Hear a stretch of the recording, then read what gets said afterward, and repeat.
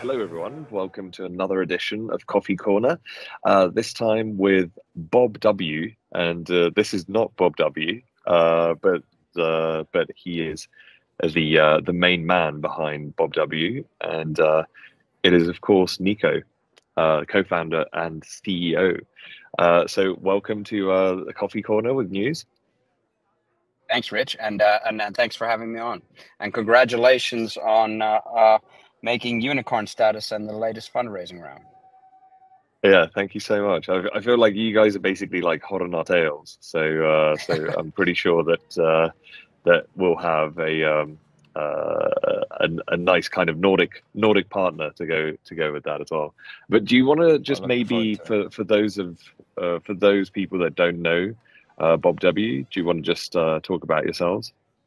Yeah, sure. So just let's keep it nice and brief. I mean, we are ultimately a hybrid of the best of both worlds, the best of the hotel experience, the brand, the promise of a brand, the commercial quality and scale, and the professionalism, and the best of the short stay rental experience, or as probably consumers would say, the Airbnb type experience, with local authenticity, the hosted experience, and again the utilities and amenities of an apartment, and that packaged up into this affordable luxury brand called BobW, which is our whole experience is built around that avatar of the perfect host, Bob W. And under the hood, we make the whole thing run on technology. We've built our own tech that, on the one hand, removes all the extra layer of people from the building and gives our cleaners that remain superpowers by giving them apps in their hands so that we can play the operational Tetris game to a lot higher efficiency. And on the other hand, we elevate that experience so that for the consumer, it's fully digitized customer experience. On the one hand, self-service apps, um, where, as modern generation, we've learned to love, as witnessed by taxi and food apps and all the other stuff that lives in our pockets, Yeah, and that amazingly empathetic hosted customer service, which is Bob, which works like a charm, even though you often don't meet him, but yet you have this amazingly empathetic customer service and customer experience, as witnessed by the tens, if not hundreds of thousands of guests that have been through our doors. And then uh, finally, you've got a marketplace. So we are a full service hospitality offering. We've got breakfast, we've got hmm, gym, early check-ins, late checkouts, but nice, we bring them to you digitally through the neighborhood. So breakfast is available for an extra fee. Gym is always included in the price. A great local gym where real people can go nice. do real workouts, and of course, of course, a bunch of digital solutions like early check-ins, late checkouts, which we were the first one in the industry to bring fully algorithmically and automated guaranteed early check-ins, late checkouts, which is just a Nice, function of playing that Tetris game better and then being able to offer those extra hours for customers, either as a part of guest service, sorry, as a part of being a loyalty program member, or no, or for a small fee. And I guess so. The short of it is we are a design focused full service apart hotel that runs on tech and feels like an Airbnb. So that's the name of the nice. game. And today we're in actually 17 cities. I see the slide here. We've Oh, nice. recently just entered our 17th city across 10 countries in Europe. So grew about 3x revenues last year. So nice growth of our tails. I don't know if we're keeping up Nice. with Mews, but we certainly are happy with it. Nice. And so, any plans to go stateside or to Asia or anything like that?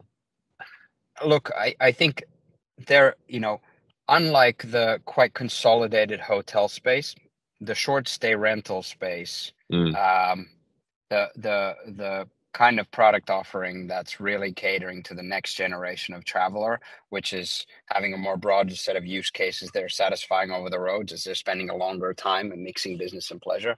There's a heck of a lot of opportunity there. In Europe alone, there's more than 4 million listings, and only a fraction of those are nice, professionally operated. Um, so there's massive space across the world. We believe we've got the best product. Certainly, the reviews and NPS scores reflect that, with last year's average being 4.7 and net promoter score of nice. 79, which is pretty industry leading. But it's probably a question of focus. I think in the short term now, we're very focused on really becoming that pan-European brand, which I guess with 10 countries, we're getting there. And then the inevitable question is when and where. And certainly the Americas, particularly North America and Southeast Asia and Asia as a whole, sounds very interesting and further afield. But for today, the focus has remained in Europe. Focus is always the thing. So with that, like, because I thought that it was really interesting what you said about the loyalty. Like, what's the conversion to loyalty or to your loyalty scheme that you see from the customers? So we're seeing about 50% conversion. Wow, that's incredible. What we would we're very happy with that. At the same time, we very much believe that we are in only the MVP stages. So I think loyalty, as you guys are big advocates of pushing towards changes there and pushing, new solutions to old challenges. I think that loyalty, there's an opportunity to turn it around its head. Certainly, you look at the big hotel players, they've got, they've got a format that works, great. But what about us, the smaller players in the grand scheme of things, the individual operators?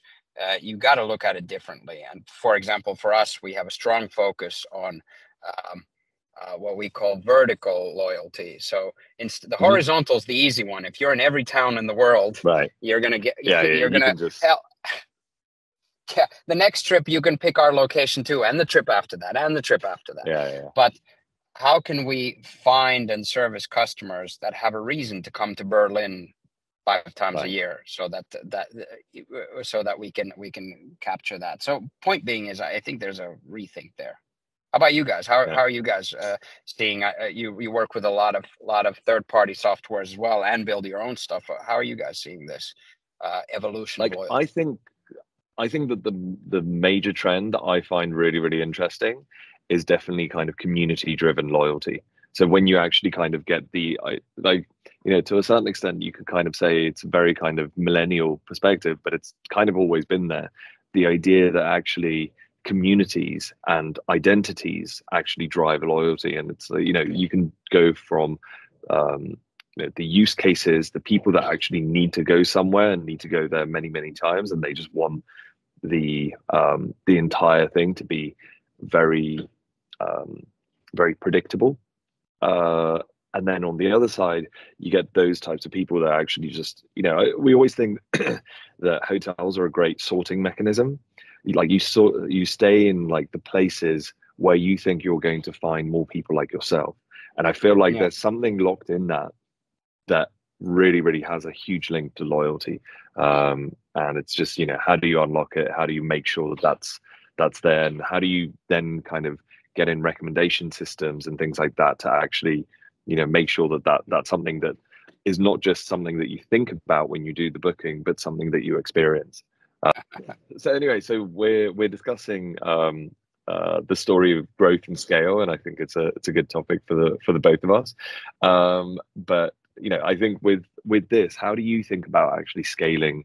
What is notoriously really, really difficult to scale, which is both hotel operations, as I think that you guys are doing really, really well with your kind of tech-enabled perspective on these things. But how do you then think about that also from the perspective of actually kind of using all of the data that you might have to actually find new targets, new ways to expand, new ways to actually expand your offering?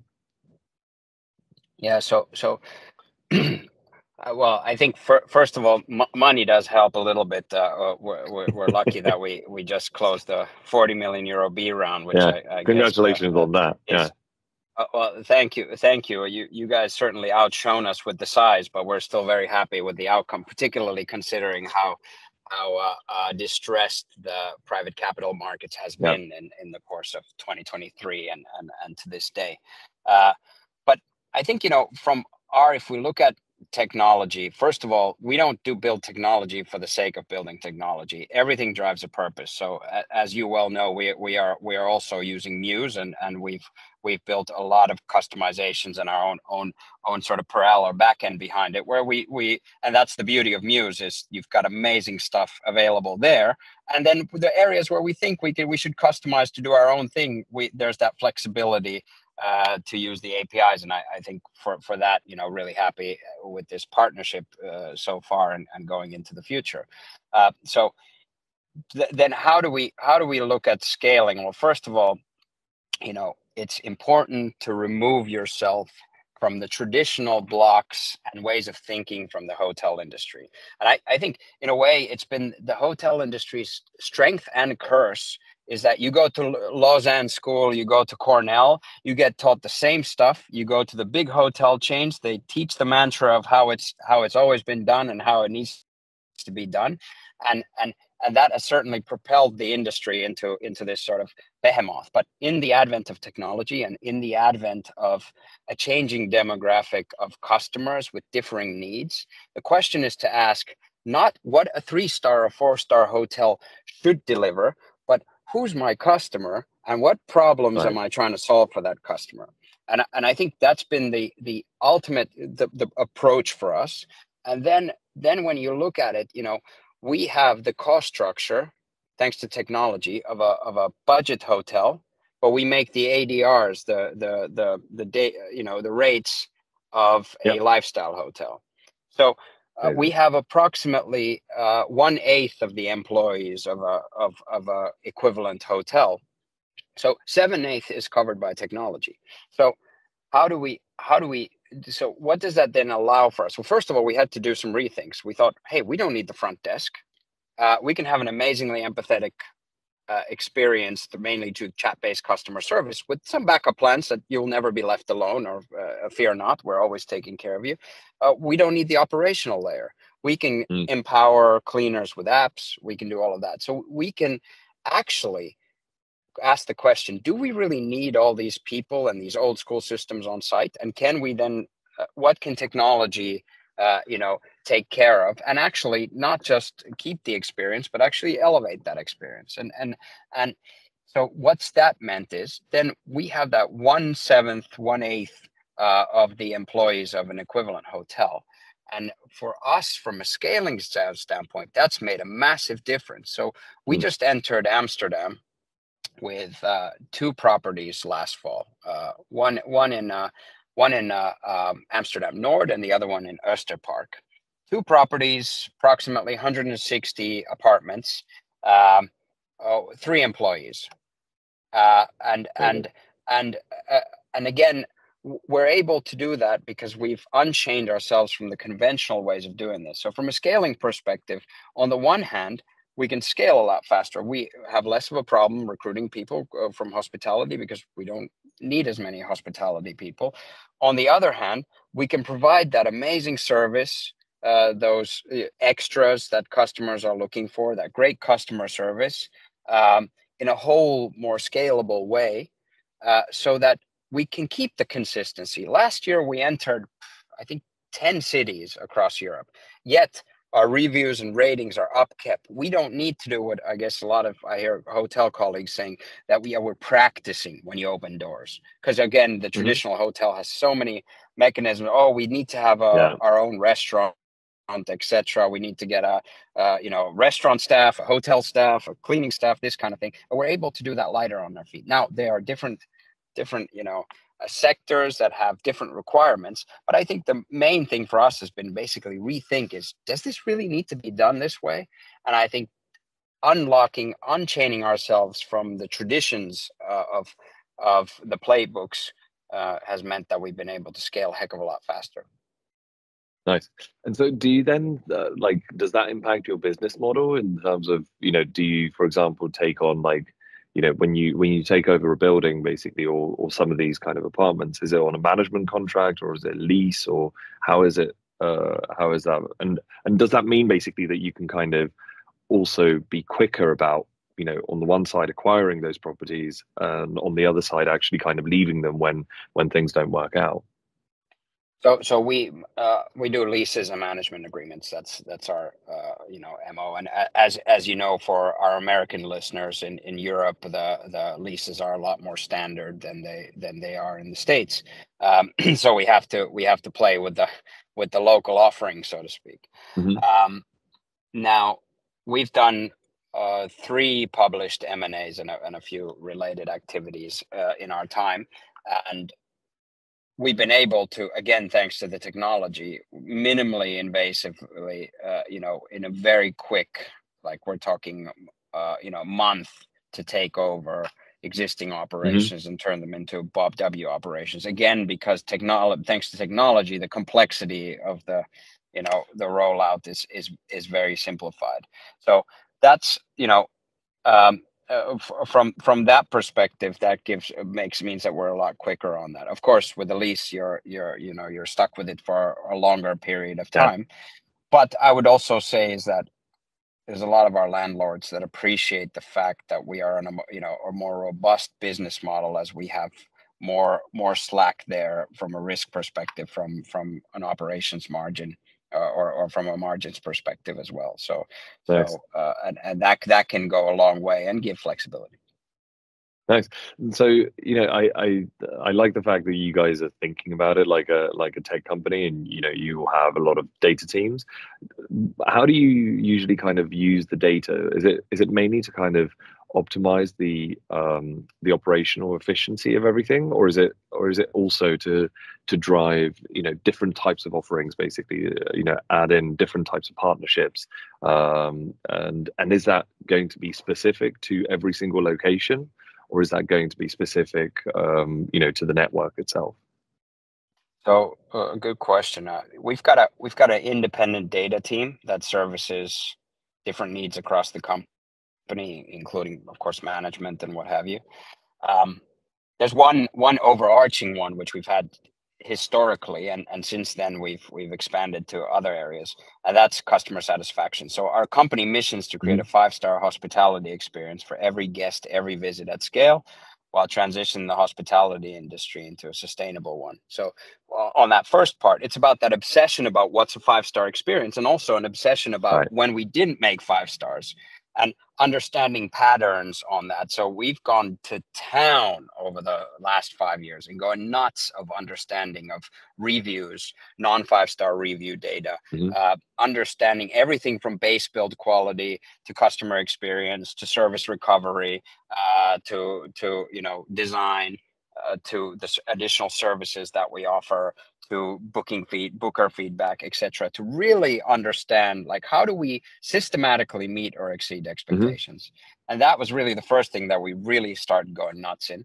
um, and then after that, obviously, we have data teams really in all parts of the business, from operations, to our upsell products, our ancillary revenues, um, where to our obviously actual revenues, to our loyalty program behavior, to our rebooking behavior, our conversion from indirect to direct, and down to revenue management. So again, it's we need to identify the problems that we're trying to solve, and then data can be a huge insight to understanding what to do. So it really always goes back to just down into what's the problems we're trying to solve, and making sure that we're Yeah. focusing on the right things. And if we can't add too much value or what have you, use the things out of the box. Nice. I love it. I feel like data-driven hospitality is something that people talk about, but not many people have a plan of how to implement it. Well, I guess we're at 20 minutes, which is a shame because I could probably do another hour of this. But I Mm. guess that then leaves it open to another session. But thank you so much for this. It's been a great coffee corner, and hopefully we can do another one quite soon where we can touch upon more of those kind of data insights as well. So yeah. Let's do that, Richard. Thanks for having me, and looking forward to seeing you at your Unfold event in Amsterdam. Yeah, that'll be amazing. See, like, really looking forward to seeing you there.